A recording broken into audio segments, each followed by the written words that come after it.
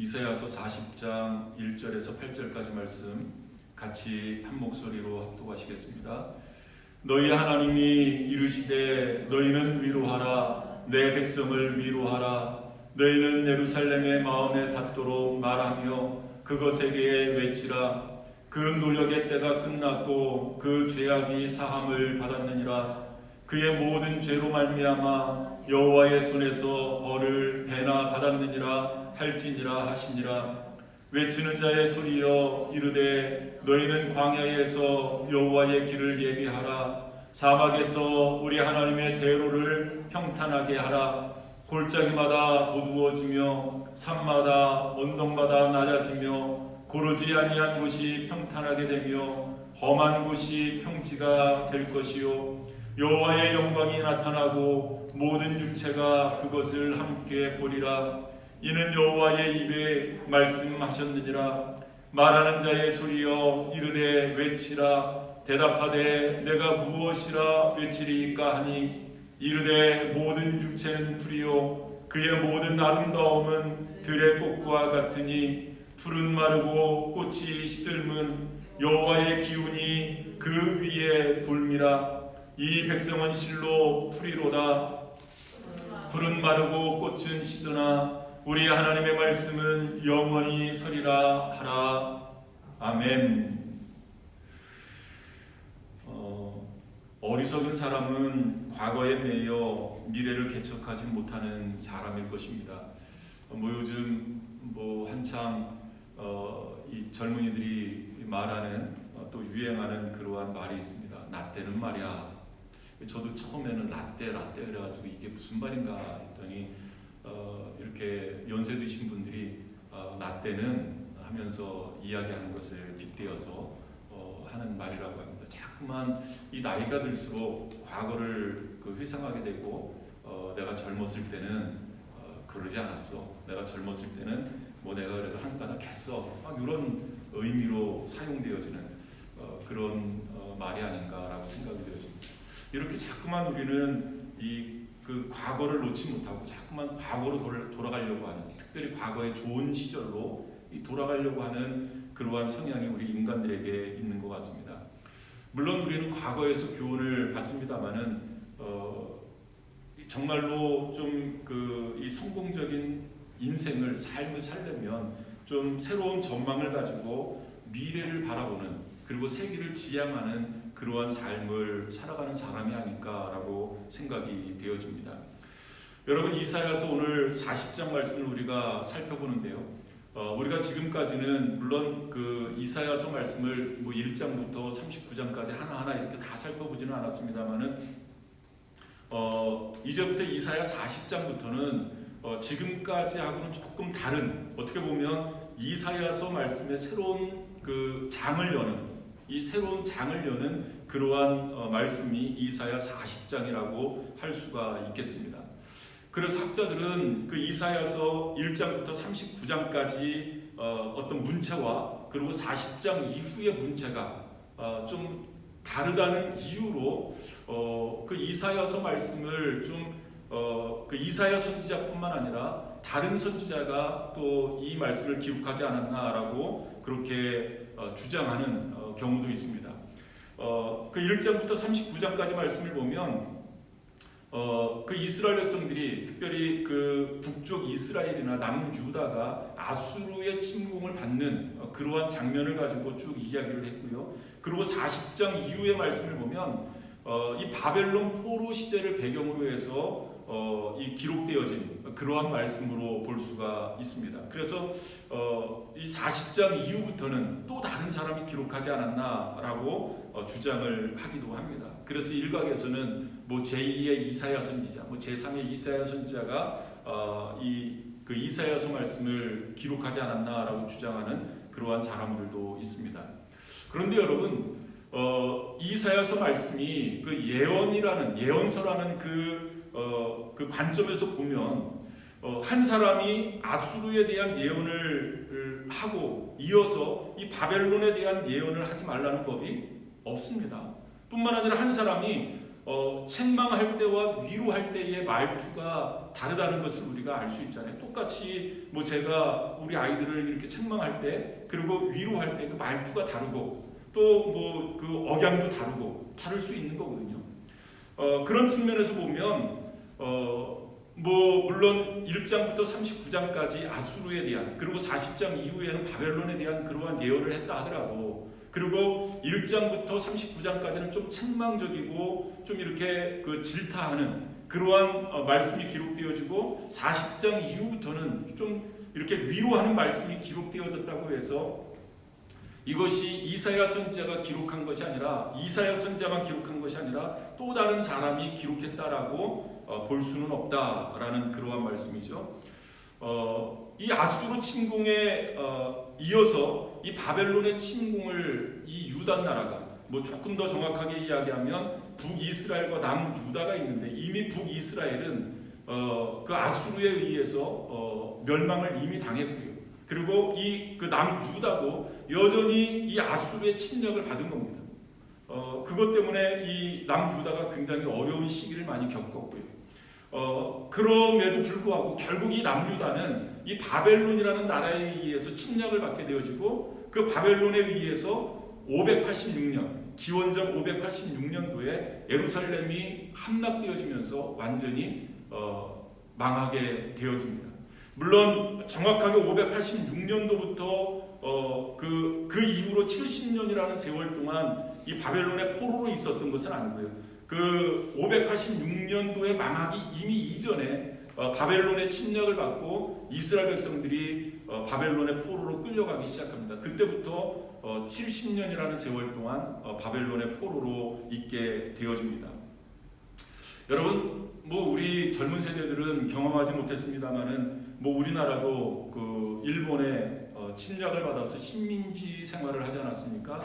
뭐 어떤 역사적인 자료라든지 뭐 역사 시간을 통해서 우리가 배웠습니다만은 이 식민지로 있다는 것은 뭐 이 그 어떤 이 부자유함, 이 자유가 이 억압이 되어지고요.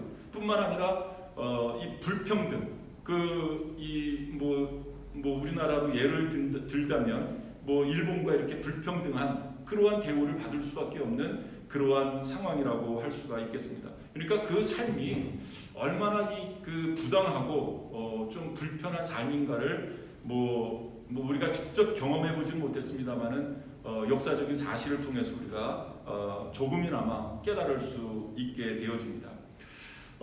이렇게 유다 백성들이 그 바벨론의 포로로 끌려가서 70년이라는 세월 동안 노예 생활을 하게 됩니다만은 하나님께서 그 선지자들을 통해서 그 세월이 그냥 마냥 뭐 노예로 그리고 포로 생활로 끝나는 것이 아니라 이제 70년의 세월이 끝나면 하나님께서 그 포로에서 자유를 주실 것을 약속을 해주셨습니다. 그 예언을 통해서 약속을 해주셨는데요. 이 놀라운 것은 이 그 바벨론이라든지 그리고 바벨론이 바사에 의해서 망하게 되어집니다. 지금의 이제 페르시아라고 할 수가 있는데요. 뭐 지금의 이제 조금 더 정확하게 이야기하면 이란 땅에 있는 이란 땅이라고 할 수가 있는데 그 바사 제국에 의해서 망하게 되어지고 이 사람들은 다 하나님을 알지 못하는 이방 민족 아니겠습니까? 그런데 하나님께서는 당신의 백성을 구원하시기 위해서 하나님께서 약속하신 자유를 당신의 백성들에게 허락하시기 위해서 그 이방 민족을 들어서 사용하시고 그리고 이방의 왕이었었던 그 바사 왕의 바사 제국의 왕이었었던 고레스 왕을 들어서 하나님께서 역사를 이어나가십니다. 그리고 그 고레스 왕을 통해서 하나님께서 이스라엘 백성들에게 자유를 부여해 주십니다. 참 놀랍지 않습니까? 이 하나님의 역사하시는 모습을 보면 참 놀라운 것 같아요. 그리고 그 자유는 뭐 이 고레스 왕에 의해서 이스라엘 백성들이 해방되어지고 자유를 찾게 되어집니다만 그것은 아주 부분적인 그리고 아주 이렇게 좀 부분적인 작은 부분의 자유라고 한다면 장차 오실 메시아이신 예수 그리스도를 통한 온전한 자유의 서곡이라고 할 수가 있겠습니다. 이 고레스 왕이 이스라엘 백성들에게 부여한 그 자유는 장차 오실 메시아가 이루실 온전한 자유의 서곡이라고 할 수가 있겠습니다.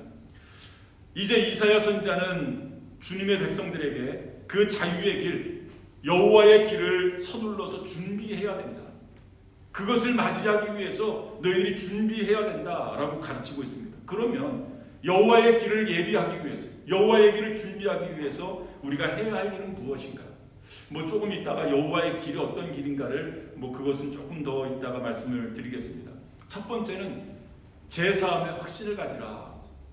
여호와의 길을 준비하기 위해서 우리가 먼저 준비해야 될 것은, 우리가 예비해야 될 것은 제사함의 확신을 가지는 것이 필요하다라고 이사야 선지자는 말씀하고 있습니다. 여러분, 자그마치 70년이라는 세월이었습니다. 70년.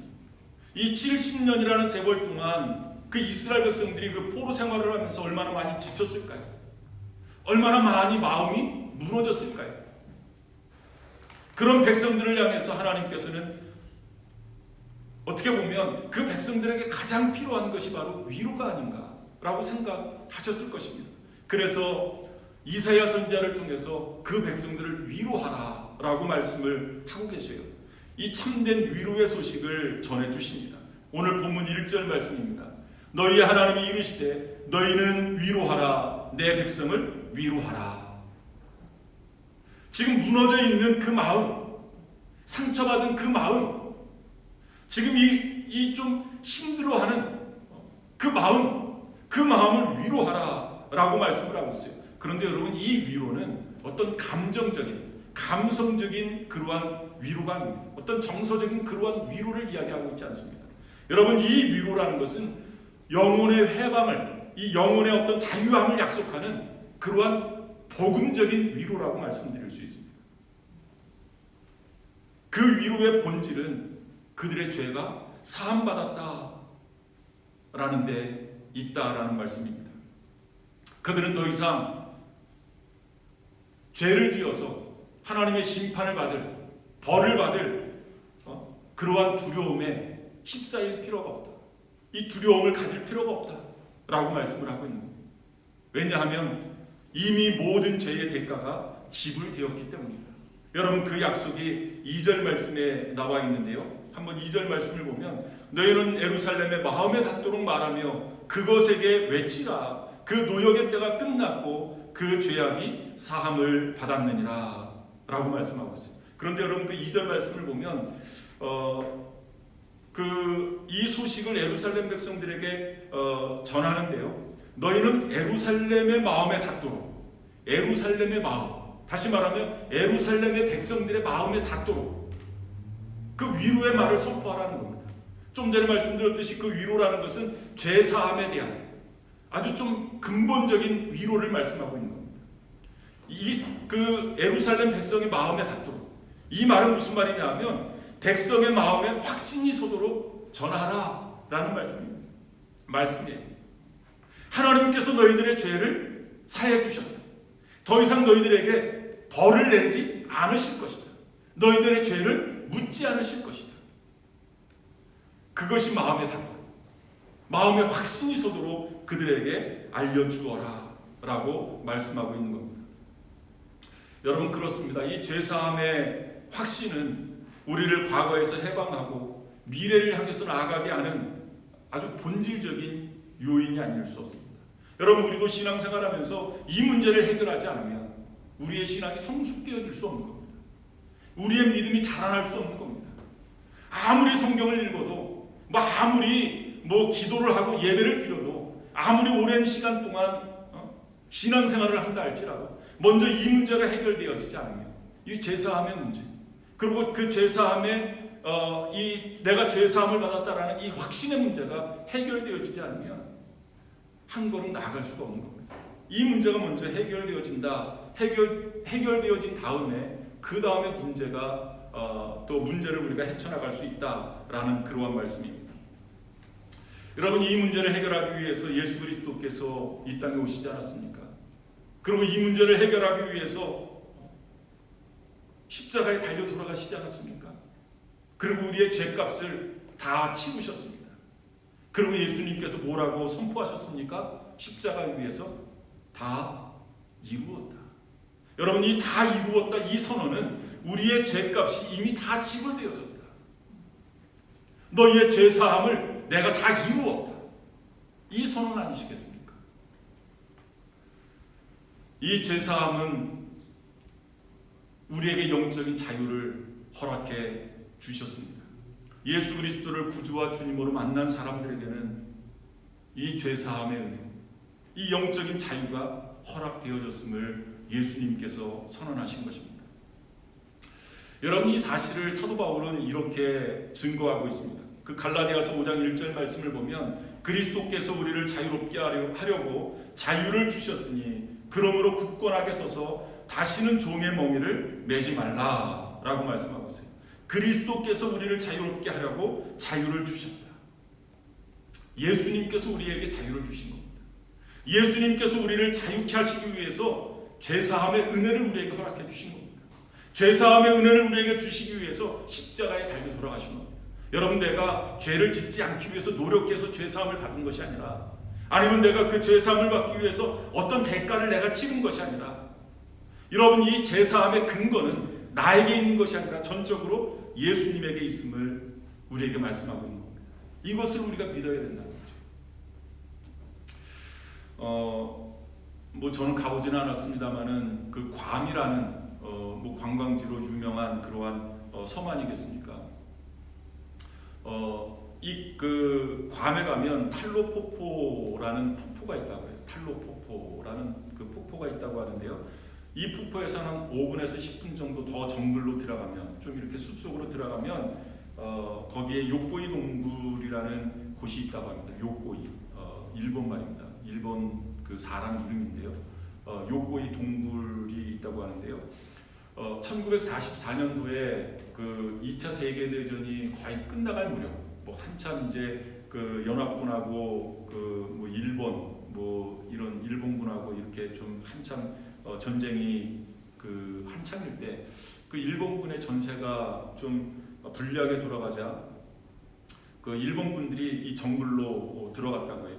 그래서 이 요코이 병사가 이 정글로 들어가서 이 대나무 숲에 땅굴을 파고 거기에서 이제 생활을 하는 겁니다. 뭐 그 낮에는 그 동굴 속에 피해 있다가 밤에만 이렇게 나와서 뭐 개구리, 달팽이를 잡아먹으면서 무려 28년 동안을 살았다고 합니다. 28년. 전쟁이 끝난 이후에. 뭐 전쟁은 1945년도에 끝나지 않았습니까? 그런데 그들은 그것을 믿지 않은 거예요. 그 비행기나 그 헬리콥터를 타고 저공 비행을 하면서 마이크로 그 괌 숲속에 숨어 있는 그 일본군들을 향해서 이미 전쟁이 끝났다. 이제 고국으로 돌아가자라고 이야기하는 것을 들었음에도 불구하고 그것을 듣지 않은 겁니다. 그리고 그것을 믿지 않는 거예요. 여러분, 그들은 이 전쟁이 끝났다라는 소식을 들었어야만 했고 또 그것을 믿었어야만 했습니다. 그러면 그들에게 분명히 자유가 있었을 거예요. 그런데 그들은 그것을 들으려고 하지 않았고 그것을 들었음에도 불구하고 그것을 믿으려고 하지 않는 겁니다.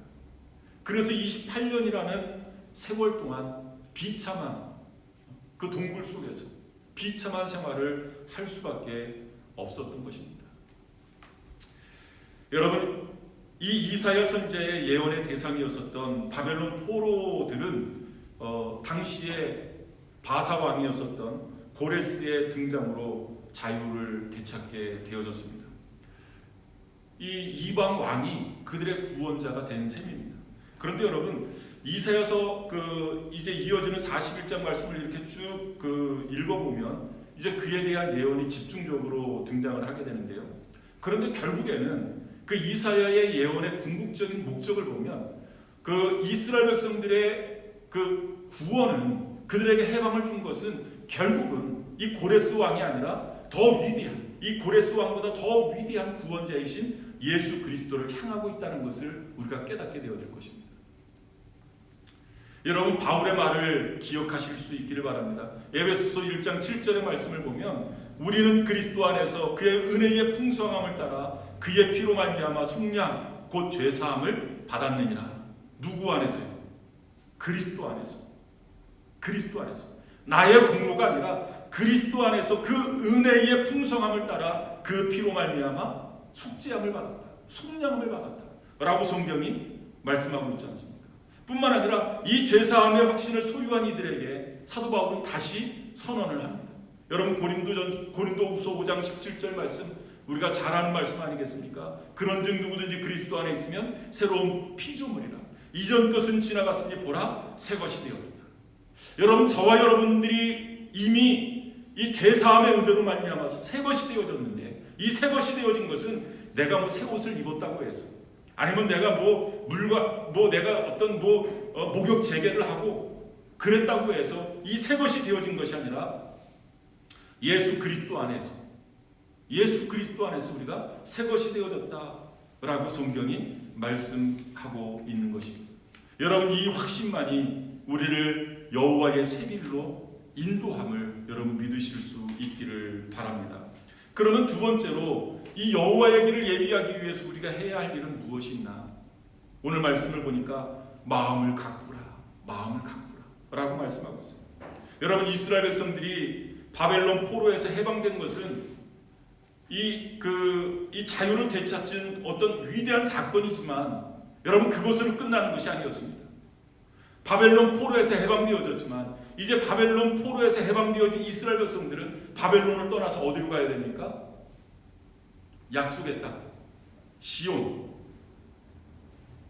하나님의 성전이 있는, 물론 무너졌지만 수룹바벨에 의해서 다시 또 재건되어지지 않았습니까? 하나님의 성전이 있는 예루살렘으로 돌아가야 됩니다. 여러분 이것이 중요하다는 거죠. 그 예루살렘까지 돌아가는 긴 여정이 그들에게 남아있는 겁니다.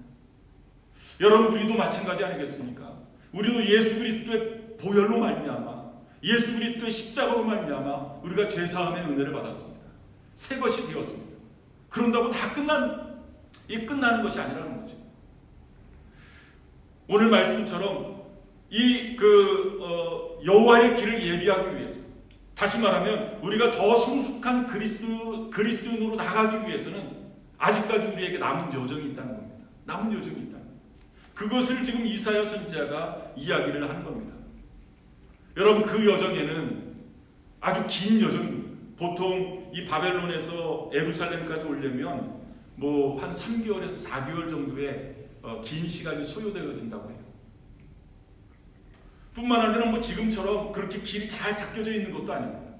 그 바벨론에서 예루살렘까지 오는 긴 여정 속에는 오늘 말씀해 보니까 산도 있고 언덕도 있고 골짜기도 있고 그리고 모래 사막도 있고 좀 이렇게 평탄하지 않은 험한 길이 그들 앞에 놓여 있다라고 성경이 말씀하고 있는 겁니다.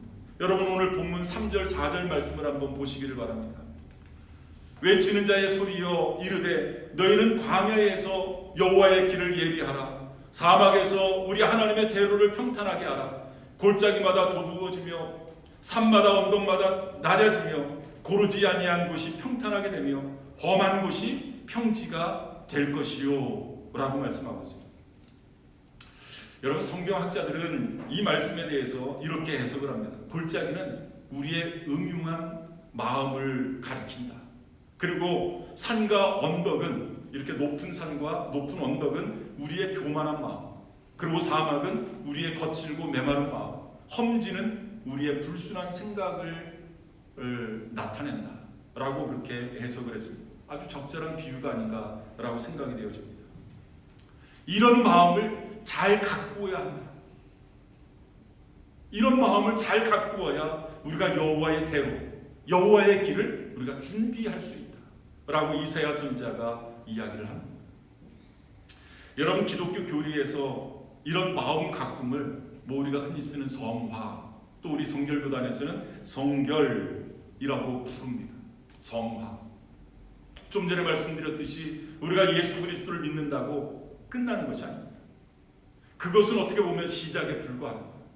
앞으로 긴 여정이 남아 있습니다. 그 긴 여정 속에서 깊은 골짜기도 우리가 만날 수 있고, 또 높은 산과 언덕도 만날 수 있고요. 험한 사막과 같은 그러한 것을 우리가 만날 수 있습니다.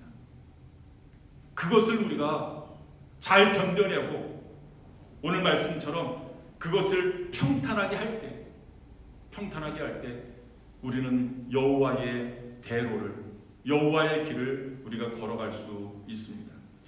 여러분 누가복음 3장의 말씀을 보면 이 세례 요한에 대한 그 이야기가 나오는데요. 누가복음 3장 3절 4절 말씀을 보면요, 요한이 요단강 부근 각처에 와서 죄 사함을 받게 하는 회개의 세례를 전파하니 선지자 이사야의 책에 쓴 바 광야에서 외치는 자의 소리가 있어 이르되 너희는 주의 길을 준비하라 그의 오실 길을 곧게 하라 라는 말씀이 있습니다. 주님의 오실 길을 준비하는 세례 요한은 이사야 선지자의 예언을 인용합니다. 그리고 뭐라고 외치고 있습니까? 회개의 이 메시지를 선포하고 있는 겁니다. 우리 마음에 주님을 온전히 모시기 위해서는 바로 이 회개가 필요하다. 이 회개를 강조하고 있는 겁니다. 여러분, 이 설명에 좀 그 적절한 비유가 될 것 같아서 말씀을 드립니다. 뭐 작은 책입니다만은 이 기독교 고전에 이 좀 고전처럼 읽히는 그러한 책이 있는데요. 이 로버트 머머라는 분이 쓴 내 마음 그리스도의 집, 내 마음 그리스도의 집이라는 그러한 책입니다. 그리스도를 내 마음에 온전히 모시려면 내 마음의 집을 여러분 어떻게 가꿔야 될까요? 한번 여러분들의 집을 한번 연상을 해보시기를 바랍니다. 예수님이 우리 집에 들어오셨습니다. 그 집을 내 마음으로 이제 이렇게 생각을 하시는 겁니다. 예수님이 현관문을 열고 우리 집에 들어오셨습니다. 제일 먼저 예수님을 어디에 모실까요? 소파가 있는 거실. 예수님을 아마 그 거실에 모실 거예요. 여러분, 그 거실을 여러분들이 어떻게 가꿀까요? 그 거실을 어떻게 이렇게 좀 정리할까요? 예수님과 앉아서 담소를 나눌 수 있는, 그분과 대화할 수 있는, 편안하게 대화할 수 있는 그런 공간으로 여러분들 거실을 가꾸지 않겠습니까? 또 여러분들 집에 어디가 있고 또 어떤 공간이 있습니까? 부엌. 내가 어떻게 예수님을 잘 섬길 수 있을까? 어떻게 예수님에게 맛있는 음식을 대접할 수 있을까? 그러기 위해서는 이 부엌을 어떻게 잘 가꿀까? 여러분, 그것을 뭐 이렇게 생각할 수 있지 않겠습니까? 또 여러분들의 서재가 있다면 그 서재 속에는 좀 그분에게서 지혜를 발견할 수 있는 그러한 책으로 이렇게 좀 잘 정리해 놓지 않겠습니까? 아마 예수님이 또 한번 침실도 한번 들어가 보자 하고 침실도 한번 들어가실 거예요. 여러분, 그 침실에는 그분의 사랑의 향기를 느낄 수 있는 그런 향수를 좀 뿌려놓고 그러지 않겠어요? 잘 이렇게 가꾸지 않겠습니까? 이렇게 뭐 거실이라든지 부엌이라든지 뭐 침실이라든지 아니면 또 다른 공간이 뭐 이렇게 있더라도 아마 그 예수님을 잘 모실 수 있는, 좀 예수님을 기쁘게 할 수 있는 그런 공간으로 잘 가꾸고 뭐 이렇게 청소도 잘하고 그럴 거예요. 그런데 여러분, 뭐 집이 뭐 꼭 그렇게 정리정돈 잘 되어진 곳만 있는 것이 아니잖아요. 뭐 좀 잡다한 곳을 이렇게 쌓아놓는, 뭐 한국식으로 하면 뭐 다락방, 뭐 미국식으로 하면 뭐 거라지, 뭐 그런 것도 있지 않겠습니까? 예수님이 한번 거라지 문도 한번 열어봐라, 한번 벽장 문도 열어봐라. 그러면 우리는 어때요? 예수님 거기는 안 됩니다. 거기는 안 됩니다. 한번 보자. 예수님 거기는 좀 아직 정리가 덜 됐습니다. 아직 청소가 덜 됐습니다. 지저분합니다. 우리는 좀 여기에서 이렇게 막히는 것 같아요. 좀 잘 정리정돈되어진 것, 나의 좋은 모습, 그런 모습만 예수님에게 보여주기를 원해요.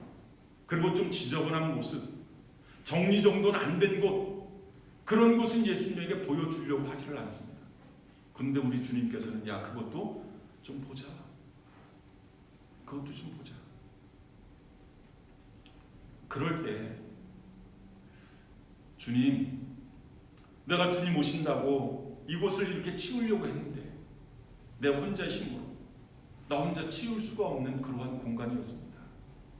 좀 부끄럽지만, 좀 우리 주님께 창피하지만 그 거라지 기도 내가 주님께 드리겠습니다.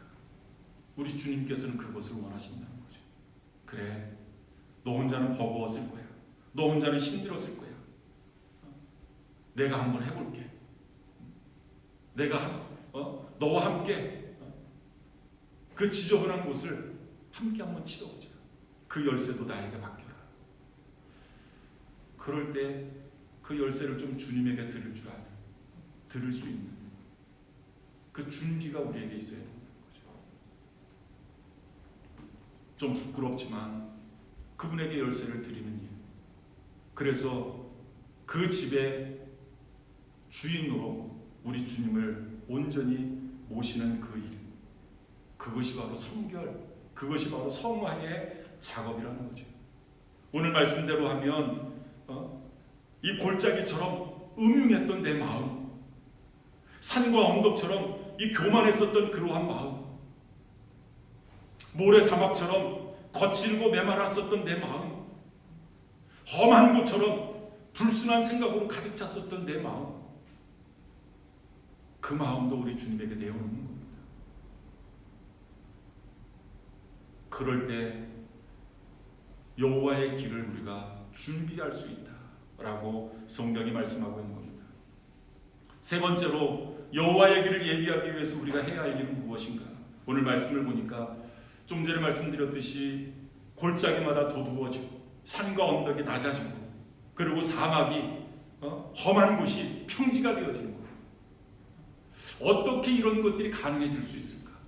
음흉했었던 내 마음, 교만했었던 내 마음, 거칠고 메말랐었던 내 마음, 이 불순한 생각으로 가득 찼었던 내 마음, 이런 마음들이 어떻게 주님이 찾아오셔서 좀 이렇게 편안하게 쉬실 수 있는 그런 공간을 만들 수 있을까?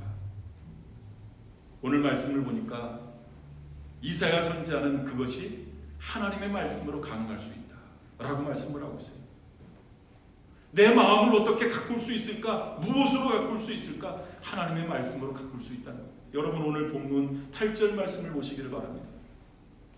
푸른 마르고 꽃은 시드나 우리 하나님의 말씀은 영원히 서리라 라고 말씀하고 있어요. 영원한 하나님의 말씀만이 우리의 마음을 가꿀 수 있다 라고 성경이 말씀하고 있는 겁니다. 여러분 예로부터 지금뿐만 아니라 예로부터 우리 그리스도인들의 영성 훈련의 가장 중요한 방편이 바로 말씀 묵상 아니겠습니까? 말씀 묵상. 이것은 지금이나 그때나 변하지 않는 진리입니다. 여러분 우리가 어떻게 경건한 삶을, 우리가 어떻게 성화의 삶을 살아갈 수 있을까? 방법이 없습니다. 하나님의 말씀을 묵상할 때 우리는 성화되어질 수 있다 라고 성경은 우리에게 말씀하고 있고 우리의 믿음의 선배들은 우리에게 그것을 가르쳐 주었습니다. 이 교부 시대 때부터 이런 훈련을 렉시오 디비나라고 이야기를 했어요. 거룩한 독서. 이 거룩한 독서라는 것은 바로 성경 말씀을 읽는 것, 그리고 성경 말씀을 묵상하는 것을 말씀하고 있습니다. 여러분 성경을 어떻게 읽습니까? 성경을 여러분 그냥 단순히 어떤 그 성경적인 지식을 얻기 위해서 눈으로만 보고 있습니까? 아니면 그냥 눈으로 보고 그 입으로 그냥 이렇게 말만 합니까? 이 교부 시대 때부터 이 렉시오 디비나 거룩한 독서는 어떻게 하냐면 이 말씀의 성육화, 다시 말하면 눈으로 말씀을 보고 입으로 말씀을 읽고 그리고 마음에 말씀을 새기고 몸으로 말씀을 살아가는 것, 이것을 의미하고 있습니다. 그냥 단순히 눈으로만 말씀을 보는 것으로 끝나는 것이 아니라 입으로 말씀을 읽는 것으로만 끝나는 것이 아니라 먼저 말씀을 우리 마음에 새기는 겁니다. 그리고 몸으로 그것을 살아내는 겁니다. 이 렉시오 디비나를 그 체계적으로 잘 가르친 수도사가 있는데요. 귀고 2세라는 분이 있는데 이분이 이런 이야기를 했어요. 묵상 없는 독서는 건조하고 독서 없는 묵상은 오류에 빠지기 쉽다. 묵상 없는 기도는 능력이 없고 기도 없는 묵상은 열매가 없다라고 이야기를 했어요. 여러분 결국 우리가 하나님의 말씀을 읽는다는 것은 어떤 이 지식의 습득만을 위해서 이 말씀을 읽는 것이 아니잖아요. 결국은 이 말씀을 읽고 우리의 삶 속에서 그 말씀을 실천함으로 말미암아서 삶의 열매를 맺히는데 그 목적이 있는 것 아니겠습니까? 그래서 그 종교개혁자 마틴 루터는 이런 그 이야기를 했어요. 이 그 텐타티오라는 그 말을 했는데, 텐타티오, 이 삶의 현장에서의 행동이라는 그러한 말씀인데요. 그 기도를 통해서 말씀을 묵상하면 반드시 열매를 맺는다. 그것을 텐타티오, 삶의 현장에서의 행동이라고 이야기를 했습니다. 여러분, 결국 우리가 말씀을 묵상한다, 이 말은 궁극적인 목적은 말씀대로 살아가는 것. 말씀대로 살아가는 것. 그래서 시편 119편 그 9절 11절 말씀을 보면 청년이 무엇으로 그의 행실을 깨끗게 하리이까 주의 말씀만 지킬 따름이니이다 라고 말씀하고 있습니다. 내가 주께 범죄하지 아니하려 하여 주의 말씀을 내 마음에 두었나이다. 여러분, 우리의 행실을 바르게 할 수 있는 것은 주의 말씀 뿐인 것을 성경이 우리에게 말씀하고 있습니다. 한 신학생이 교수님에게 좀 도전한답시고 이 성경을 움켜쥐고 이 교수님에게 찾아가서 따지듯이 교수님에게 묻습니다. 교수님, 과연 이 성경을 붙들고만 다닌다고 정말 인생이 변할 수 있을까요? 따지듯이 교수님에게 묻습니다. 그랬더니 교수님이 이런 대답을 합니다. 아닐세, 자네가 아무리 성경을 그렇게 움켜쥐고 다녀도 변화는 일어날 수 없네. 그러나 그 성경이 자네를 붙들기 시작하면 그때부터 자네는 변할 걸세. 우리가 하나님의 말씀에 붙들려 있을 때, 그리고 그 말씀이 우리의 삶을 주장할 때 우리는 변화되어질 수 있는 겁니다. 교만했던 내 마음이, 음흉했던 내 마음이, 불순한 생각으로 가득 찼었던 내 마음이 하나하나 변하게 되어질 것입니다. 여러분, 영적인 전쟁과 같은 우리의 인생에서 승리하기 위해서는 사도 바울은 이렇게 우리에게 권면하고 있습니다. 성령의 검, 곧 하나님의 말씀을 가지라. 이 하나님의 말씀을 가지고 나아갈 때 이 전쟁과 같은 인생에서 우리가 승리할 수 있다라고 성경은 말씀하고 있습니다. 여러분, 사도 베드로는 베드로전서 2장 2절에서 이렇게 말씀하고 있습니다. 갓난 아기들 같이 순전하고 신령한 젖을 사모하라. 이는 그로 말미암아 너희로 구원에 이르도록 자라게 하려 함이라. 갓난 아기가 시도 때도 없이 엄마의 젖을 찾는 그 모습을 여러분 한번 상상해 보시기를 바랍니다. 그 갓난 아기가 엄마의 젖을 사모하는 것처럼 과연 우리가 그렇게 말씀을 사모하고 있는가? 과연 그 말씀을 먹고 말씀의 지배를 우리가 받고 있는가? 우리가 그 말씀을 그렇게 사모하고 먹고 말씀의 지배를 받는다면 우리는 성숙한 그리스도의 길을, 하나님의 길을, 여호와의 길을 예비하는 그러한 사람들일 것입니다. 아무리 우리가 신앙생활을 오래 한다 할지라도 만약 우리가 말씀을 사모하고 말씀을 먹고 말씀의 지배를 받지 않는다면 우리는 성숙한 그리스도인으로 성장되어질 수 없을 것입니다.